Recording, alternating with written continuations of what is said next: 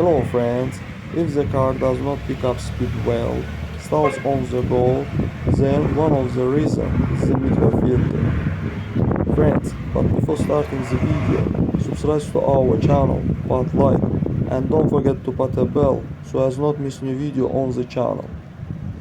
This mikrofilter is located on the fuel rail. It filters the fuel. When the microfilter is clogged, the fuel presses poorly and the car does not work stably.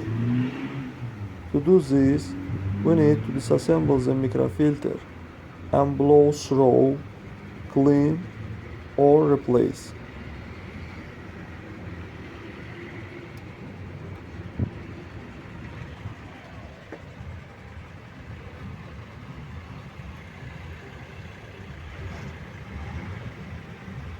That's all guys, subscribe to our channel, put like, and don't forget to put a bell so as not miss new video on the channel.